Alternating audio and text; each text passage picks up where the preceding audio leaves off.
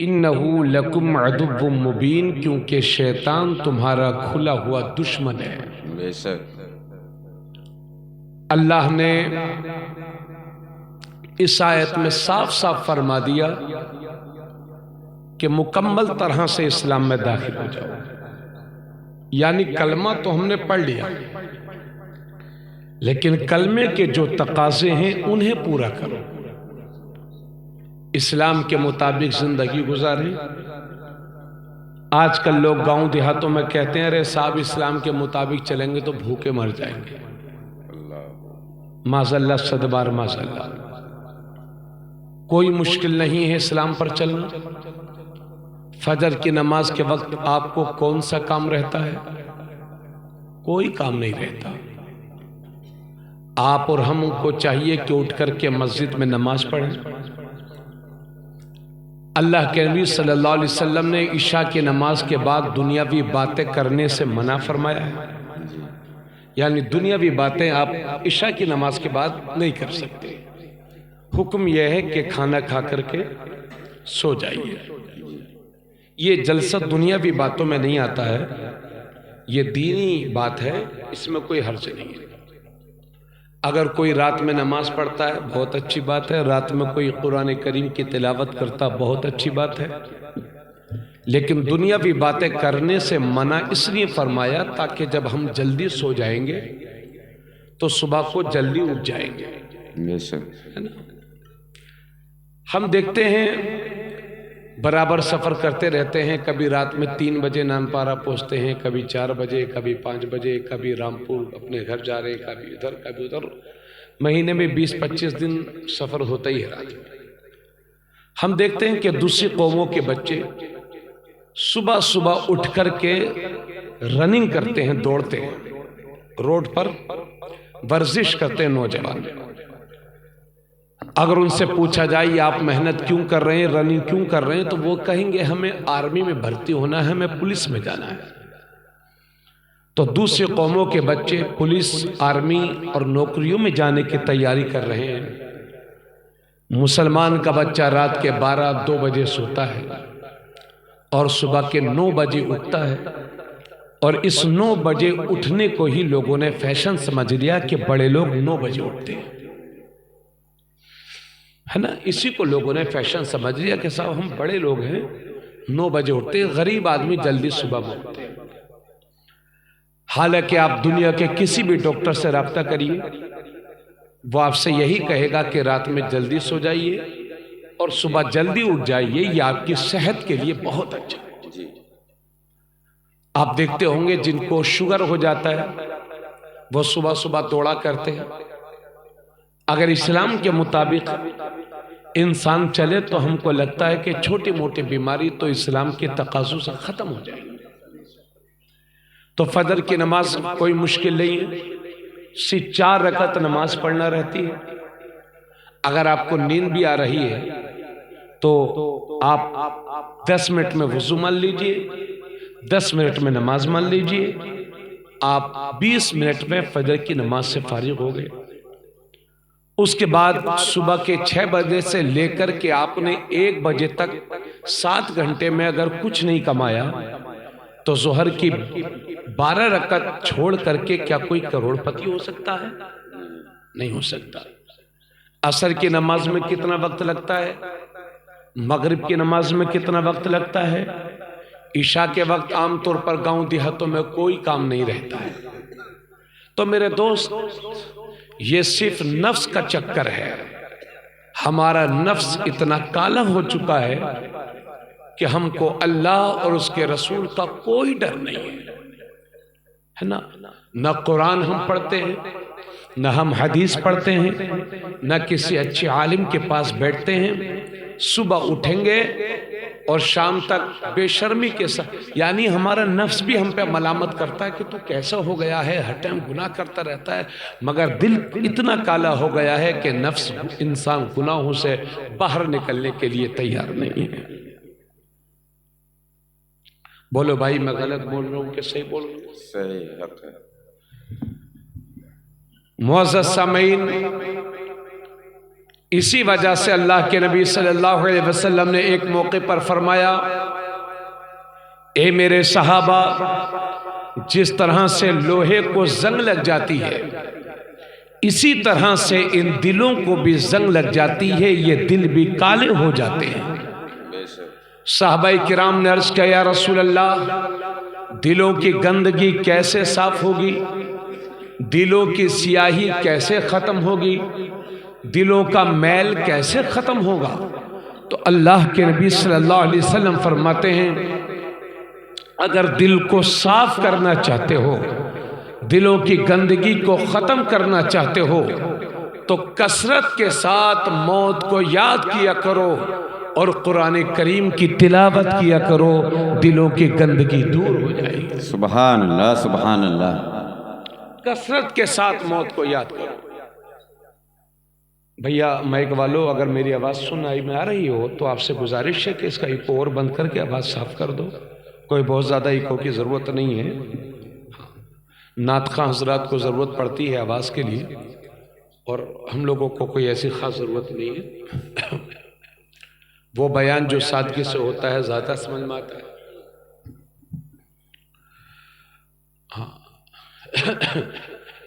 بات سمجھ میں آ رہی ہے آپ حضرات کے؟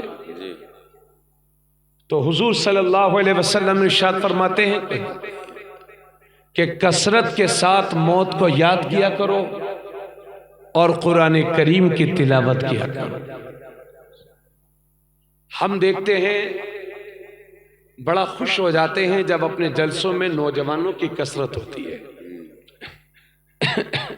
مگر آج ذمہ دار زیادہ ہیں، نوجوان کم، کہ جاؤ ابا تم ہی جلسہ سناؤ، ہم سوئیں گے آرام سے، ذرا ہمیں کام ہے۔ اما ابا تو سلجھے ہوئے ہیں ہی ہیں، سوال بیٹے کا ہے۔ خیر، تو میرے بھائی، میں یہ کہہ رہا تھا کہ اسلام میں مکمل طور سے داخل ہو جاؤ۔ نبی رحمت صلی اللہ علیہ وسلم ارشاد فرماتے ہیں، من تمسک بسنتی عند فساد امتی فلہ اجر 100 شہید۔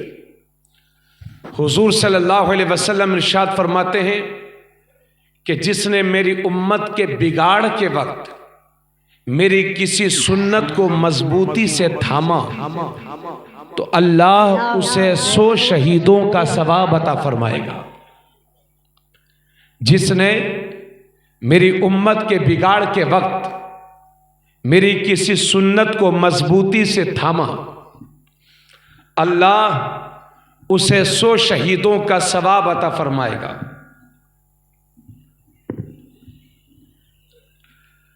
وجہ کیا ہے؟ آج ہم اسلامی طریقے سے، طور طریقے سے کتنا دور ہیں، اس بارے میں ہمیں غور و فکر کرنا ہوگا۔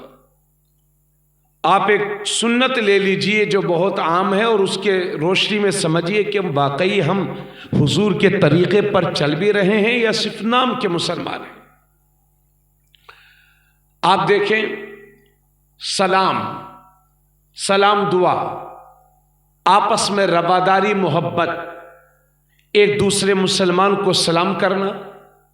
اللہ کے نبی صلی اللہ علیہ وسلم ارشاد فرماتے ہیں، ایک مسلمان کے دوسرے مسلمان پر 6 حق ہیں۔ پہلا حق یہ کہ جب کوئی مسلمان ملے تو اسے سلام کرو، اس کا جواب دو۔ دوسرا حق یہ کہ جب مسلمان بیمار ہو جائے تو اس کی عیادت کرو۔ تیسرا حق یہ کہ جب کوئی کسی مسلمان کا انتقال ہو جائے تو اس کی نماز جنازہ میں شرکت کرو۔ چوتھا حق یہ کہ جب مسلمان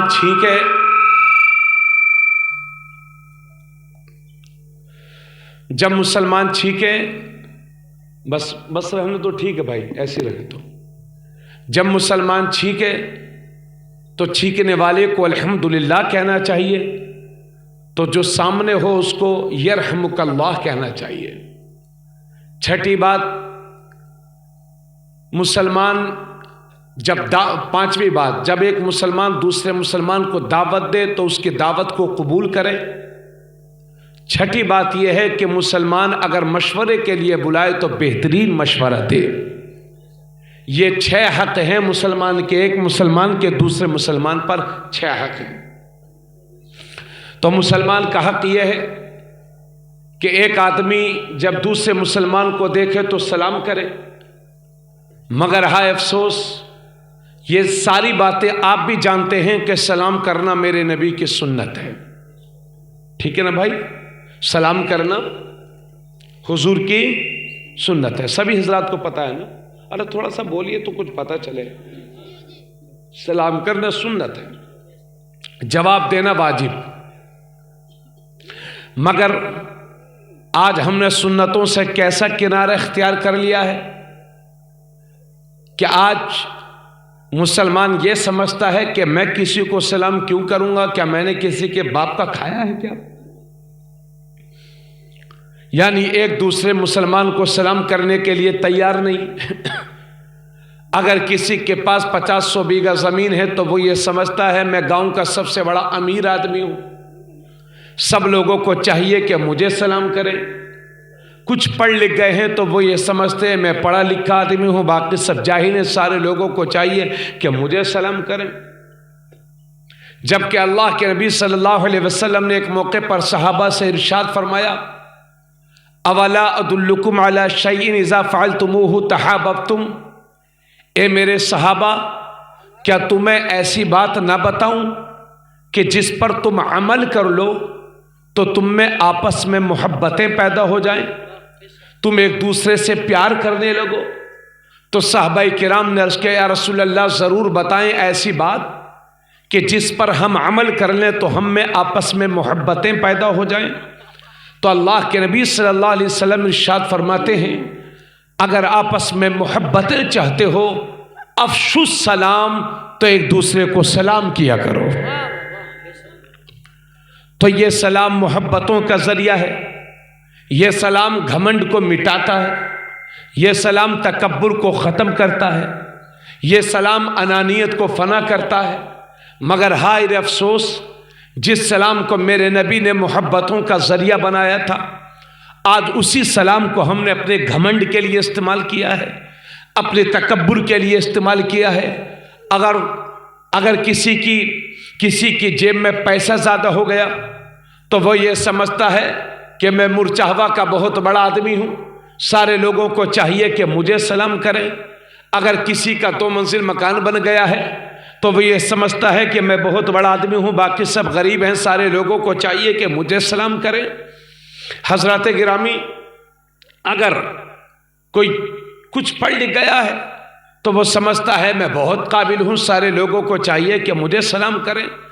جبکہ حضور صلی اللہ علیہ وسلم ارشاد فرماتے ہیں کہ جو بہتر سواری پر چل رہا ہو اسے چاہیے کہ کمتر سواری والے کو سلام کرے، یعنی جو کار سے جا رہا ہو اس کی یہ اخلاقی ذمہ داری ہے کہ موٹر سائیکل والے کو سلام کرے، موٹر سائیکل والے کو چاہیے کہ سائیکل والے کو سلام کرے، سائیکل والے کو چاہیے اس بیچارے کو سلام کرے کہ جس کے پاس سائیکل بھی نہیں ہے، چھوٹے کو چاہیے کہ بڑے کو سلام کرے، استاذ کو شاگرد کو چاہیے کہ استاذ کو سلام کرے، مقتدی کو چاہیے کہ امام کو سلام کرے۔ مگر ہائے افسوس جس سلام کو میرے نبی نے محبتوں کا ذریعہ بنایا تھا، آج ہم نے اسے گھمنڈ کے لیے استعمال کیا ہے، تکبر کے لیے استعمال کیا ہے۔ اور بعض لوگوں کو تو دماغ اتنے خراب ہو گئے ہیں کہ اگر وہ کسی کو سلام کرنا تو دور کی بات، اگر غریب آدمی انہیں سلام بھی کرتا ہے تو اس کا جواب دینا بھی اپنی توہین سمجھتے ہیں۔ کہ یہی سکھایا تھا میرے نبی نے؟ کیا اسی کا نام اسلام ہے؟ کیا آپ اسی چیز کے مسلمان ہیں؟ آپ صرف نام کے مسلمان بنیں گے یا پھر حضور کی تعلیم پر عمل بھی کریں گے؟ یہی وجہ ہے صحابہ کرام نے ایک موقع پر عرض کیا یا رسول اللہ، جب 2 مسلمان آپس میں ملتے ہیں تو ان میں پہلے سلام کون کرتا ہے؟ تو میرے نبی فرماتے ہیں جب 2 مسلمان آپس میں ملتے ہیں تو ان میں پہلے سلام وہ کرتا ہے کہ جس کا رشتہ اللہ سے مضبوط ہوتا ہے۔